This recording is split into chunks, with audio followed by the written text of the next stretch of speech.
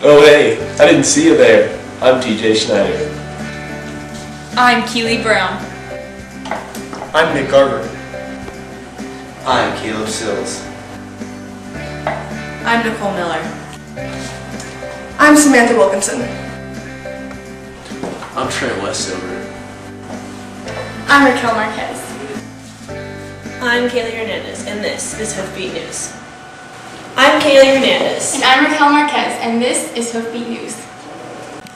One of the new controversies around the school is new schedule changes being considered at Fort Wayne High School. Caleb Sills reports. To talk about as far as what those are, I'm just gaining a lot of information from a lot of different staff right now.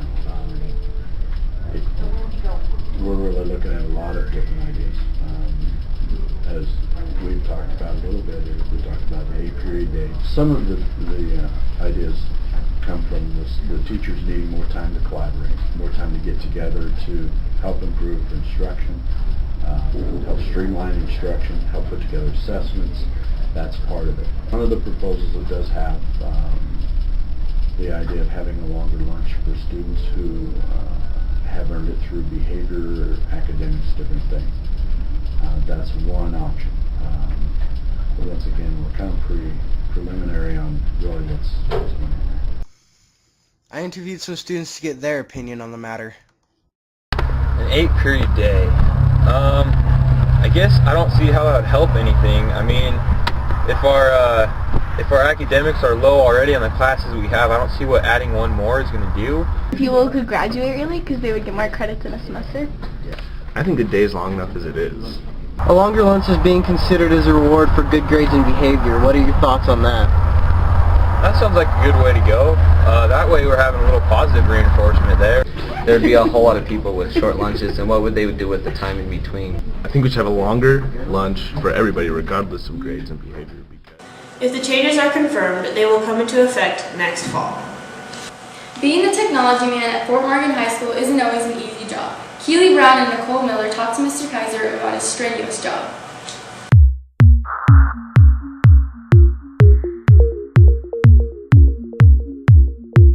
Okay, so you usually help out, like which teachers in the building?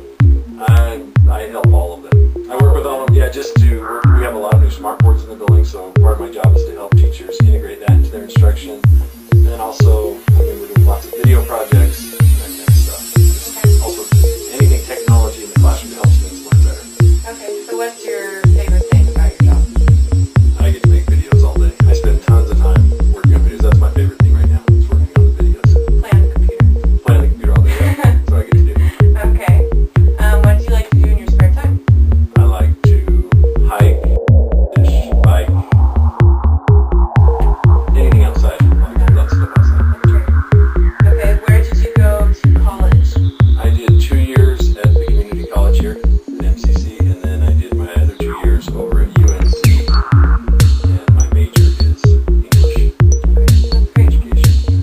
Hi, my name is Jeremy Kaiser, and I am the technology coach for Morgan County School District. Be sure to thank Mr. Kaiser for everything that he does. Mr. Brito and Sean Turner have been working on designing 2 new awards cases. One is to be put in the upper commons and one in the lower commons.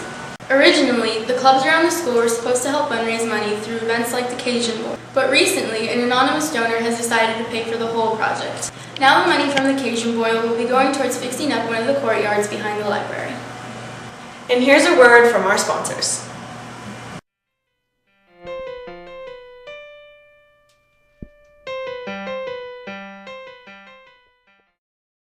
Business Mart has candles, delicious fudge, jewelry, purses, cards, and so much more.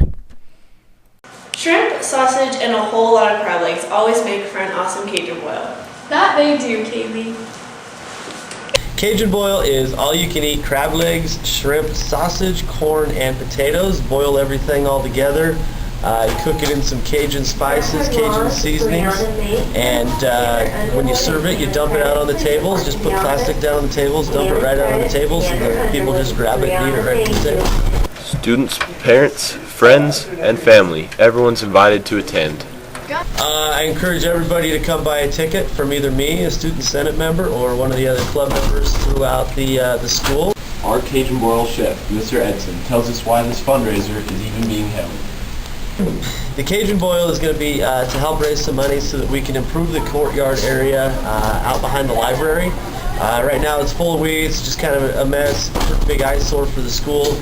We'd like to put some paths in there, maybe a couple of benches, somewhere where you could go and have a class outside during the spring or during the fall.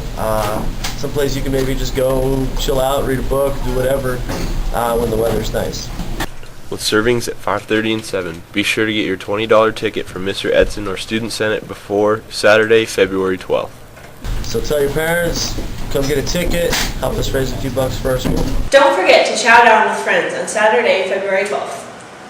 Prom will soon be just around the corner, and juniors have already made sure to make an early start on planning and other preparations. This year's theme is Classic Hollywood, glamorous and classy. This year they pulled some strings and were able to change the location. Instead of the Grand March being in its regular place in the gymnasium, it will now be held in the auditorium, and the dance will be held in the upper and lower commons. There has been some debate about the location of the Grand March, but Alejandro Loera, a very dedicated member of the prom committee, says that it'll go a lot faster and friends and family will be able to get better pictures from seats in the auditorium rather than from the bleachers in the gymnasium. Sydney Heyer, another member of the prom committee, says that this year we won't be able to order too much and we'll be making most of the decorations ourselves. We'll also be building stuff, so we'll need lots of help from the guys.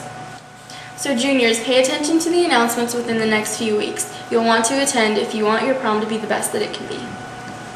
With more than enough credits to graduate, many seniors are questioning why they should even be at school. Keely Brown and Nicole Miller investigated more on this issue.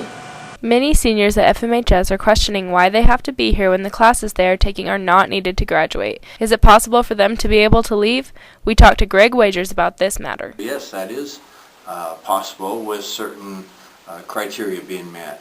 To be able to earn this privilege, students need to fill out a form that can be found in the counseling office. But the first thing they're interested in is to make sure that by doing so, students don't jeopardize their ability to graduate on time. So first question is do you have enough credits? Are you going to have enough credits? Is there anything that's going to stand in the way of you graduating? And if the answer to that is no, then we can move forward. What's the next step? How are you going to use that time productively and make use of that privilege? What do I have to put on the application? And then you list on here, the students list, what are their plans for that time, what are their plans for post-secondary education, and so forth. And then the student signs, the counselor signs, the parent signs, and the principal signs. And then when all four parties are in agreement, then the student can have an altered schedule. For more information, talk to your counselor. Be sure to keep updated on this issue. Last week, the Mighty Mustangs had two very important games against Skyline and Roosevelt. The Lady Mustangs pushed hard throughout the entire game, but were defeated 54-31. After battling Skyline and the scoreboard, the boys defeated Skyline 59-45 in an extremely close game. On Thursday, January 27th, the Lady Mustangs were at Roosevelt. The girls were beat 75-37. The boys started out very strong and played one of their best games yet. Still, the boys were defeated 75-53 after much hard work. Keep supporting your Mighty Mustangs in every sport that is active. Good luck, all Mustangs. For more details on these stories and the rest of Crew's blogs, visit us at hoofbeat.lifeo.com.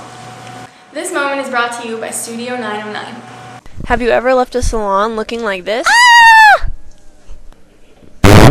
Instead, you could walk out of Studio 909 looking your best. At Studio 909, from the minute you walk into our salon, we are dedicated to the highest in quality service and customer satisfaction.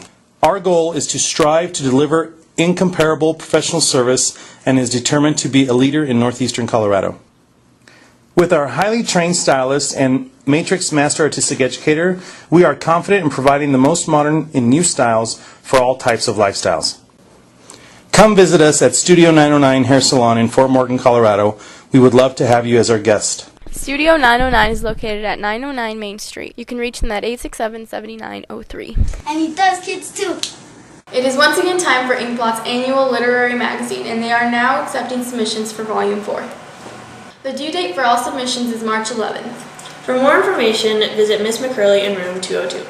There have been many Mr. Mustangs in the past, but this year's winner could possibly be the best in recent history. I'm talking about the one and only Wade Schaumburger. On January 19th, Fort Morgan High School crowned their newest Mr. Mustang.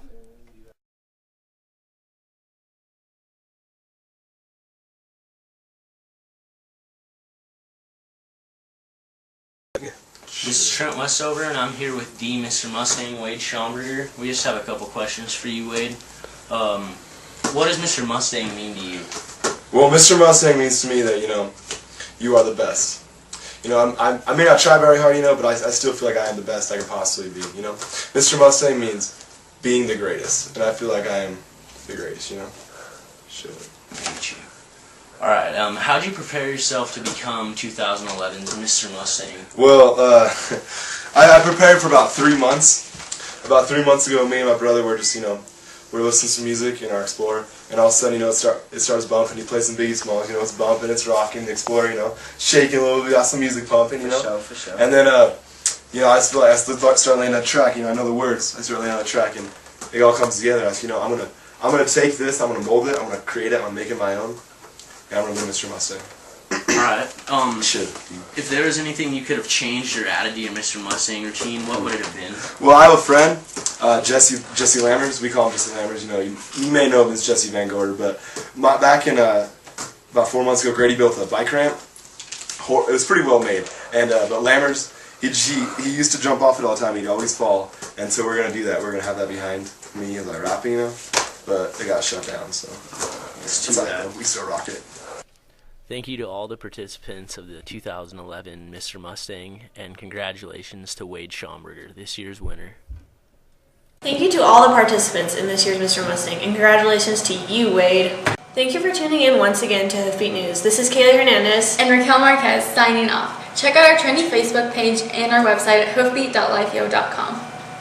Stories are changing constantly. Be sure to check out our website, hoofbeat.lifeo.com, for the latest news.